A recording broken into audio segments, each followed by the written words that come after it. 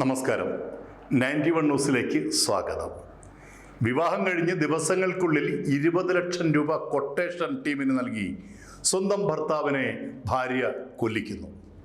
ഭർത്താവിനെ കൊല്ലാൻ വേണ്ടിയുള്ള സൗകര്യങ്ങൾ ചെയ്തു കൊടുത്തതും ലൊക്കേഷൻ നൽകിയതുമൊക്കെ ഭാര്യ തന്നെ. ഇൻഡോറിൽ നടന്ന ഈ കൊലപാതകം നമ്മളെയൊക്കെ ഞെട്ടിച്ചിരിക്കുകയാണ്. സോനമെന്ന 24-കാരി തൻ്റെ കൺമുമ്പിൽ വെച്ച് ഭർത്താവിനെ ക്രൂരമായി കൊലപ്പെടുത്തുമ്പോൾ ഒന്ന് മുഖം പൊത്താൻ പോലും മനസാക്ഷിയില്ലാത്ത പിശാചായി മാറിക്കഴിഞ്ഞിരുന്നു.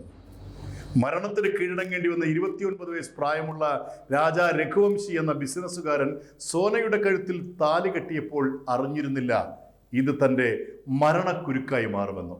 ഇൻഡോറിൽ സോനത്തിന്റെ കുടുംബ ഉടമസ്ഥതയിലുള്ള ഫർണിച്ചർ ഷീറ്റ് ഫാക്ടറിയിലെ അക്കൗണ്ടന്റ് ആയിരുന്നു കേവലം 21 വയസ്സ് മാത്രം പ്രായമുള്ള രാജ് സിംഗ്.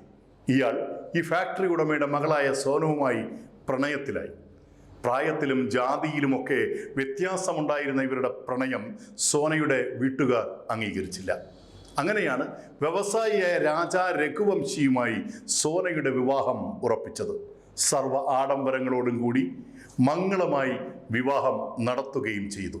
എന്നാൽ രാജ് സിംഗിനും സോനയ്ക്കും പിരിയാൻ കഴിയില്ലായിരുന്നു. അതോടെ ഭർത്താവിനെ ഒഴിവാക്കാൻ വേണ്ടിയുള്ള പദ്ധതികൾ കാമുകനുമായി ചേർന്ന് തയ്യാറാക്കി. രഘുവംശിയെ എന്നേക്കുമായി ഒഴിവാക്കുക എന്ന തീരുമാനത്തിലെത്തി. 3 വാടക കൊലയാളികളെ ഇരുവരും ചേർന്ന് ഏർപ്പെടുത്തി. രഘുവംശിയുടെ ജീവന് 20 ലക്ഷം രൂപ പ്രതിഫലം. ഒട്ടും സംശയം തോന്നാതിരിക്കാൻ കാമുകൻ രാജ് സിംഗ് ഇൻഡോറിൽ തന്നെ തങ്ങിയാണ് കൊലപാതകത്തിന്റെ മാസ്റ്റർ പ്ലാൻ തയ്യാറാക്കിയത്. രാജാ രഘുവംശിയും ഭാര്യ സോനവും മധുവിധു ആഘോഷിക്കാനായി മേഘാലയയിലെത്തി. ഭർത്താവിനൊപ്പം സന്തോഷവതിയായി അഭിനയിച്ചുകൊണ്ട് തന്നെ കാമുകനുമായി ചേർന്ന് കൊലപാതകം കൃത്യമായി യുവതി ആസൂത്രണം ചെയ്തു. കൊലയാളികൾക്ക് സോനം തങ്ങളുടെ ലൊക്കേഷൻ അയച്ചു നൽകി. കൊട്ടേഷൻ സംഘം അവിടെ എത്തി. പൂർവഖാസി ജില്ലയിലെ മനോഹരമായ കാഴ്ചകൾ കണ്ടു നടക്കുന്നതിനിടയിൽ സ്വന്തം ഭർത്താവിനെ തൻ്റെ കൺമുമ്പിൽ വെച്ച് തന്നെ കൊലപ്പെടുത്തുവാനുള്ള സാഹചര്യം സോനം എന്ന ക്രൂരയായ യുവതി ചെയ്തു കൊടുത്തു. ഭർത്താവിൻ്റെ മരണമുറപ്പിച്ച ശേഷം അദ്ദേഹത്തിൻ്റെ ഫോൺ കൈക്കലാക്കി സ്വിച്ച് ഓഫ് ആക്കി. മകൻ്റെ ഫോണിൽ നിരവധി തവണ വിളിച്ചിട്ടും കിട്ടാതിരുന്ന രഘുവംശിയുടെ അമ്മ മരുമകളായ സോനത്തിന്റെ ഫോണിൽ വിളിച്ചു. സംസാരിച്ച ശേഷം മകനെ ഫോണിൽ കിട്ടുന്നില്ല എന്നും അവനോട് സംസാരിക്കണമെന്നും ആവശ്യപ്പെട്ടു.